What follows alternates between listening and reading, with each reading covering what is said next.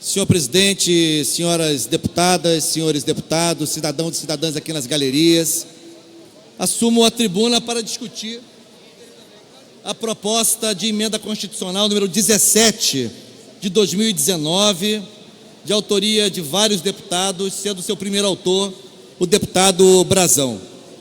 Acho que é uma boa provocação ao parlamento essa discussão, mas queria fazer aqui algumas ponderações para ajudar a alimentar o debate sobre essa questão do orçamento impositivo. O Congresso Nacional, nos últimos 4 anos, fez 2 movimentos nesse sentido. Primeiro, quando promulgou a emenda constitucional 86 de 2015, pela qual se estabelece uma parcela do orçamento federal de execução obrigatória em função das emendas de parlamentares individualmente falando.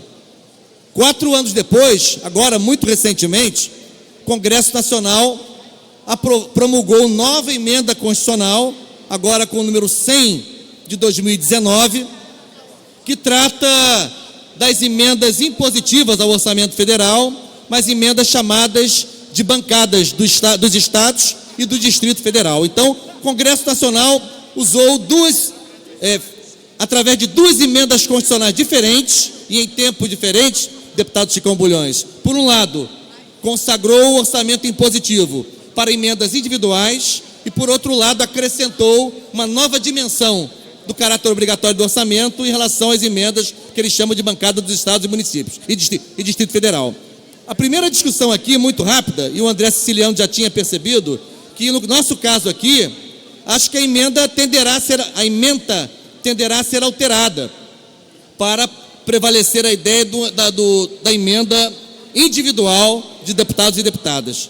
Agora, para além disso, eu quero dialogar com a intervenção anterior, feita pelo deputado Renan Ferreirinha, com a qual eu tenho muitas proximidades, penso, se entendi bem.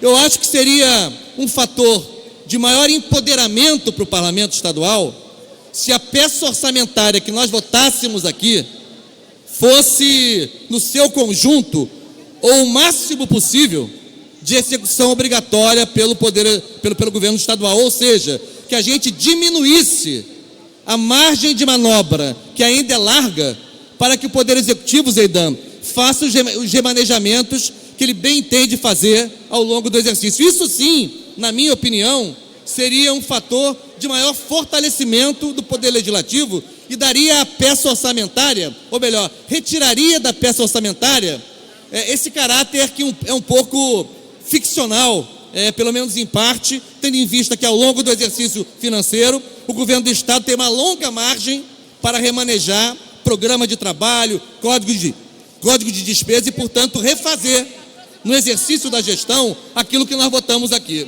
Tem uma outra questão que não me parece relevante, se a gente quiser discutir o orçamento impositivo, deputado Bagueira, que é a própria relação entre os poderes, porque a roda da política gira. A roda da política gira.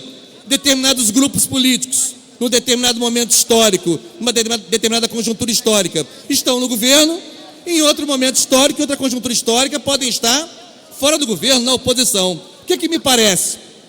Que o Instituto do Orçamento Impositivo, deputado Luiz Paulo, é um outro aspecto que eu quero levantar, pode perturbar, abrir esse debate aqui, pode perturbar a própria relação entre os poderes, em certa medida. Até porque um determinado governo será obrigado a executar uma emenda orçamentária para, digamos, desenvolver uma ação completamente contrária ou até oposta ao seu programa de governo que venceu as eleições. Então, o orçamento impositivo também tem, Ferreirinha, esse condão. Além do debate que você trouxe, que eu aqui endossei, ainda tem esse elemento que eu quero aqui trazer para reflexão, que é um pouco o equilíbrio entre os poderes pode ficar abalado.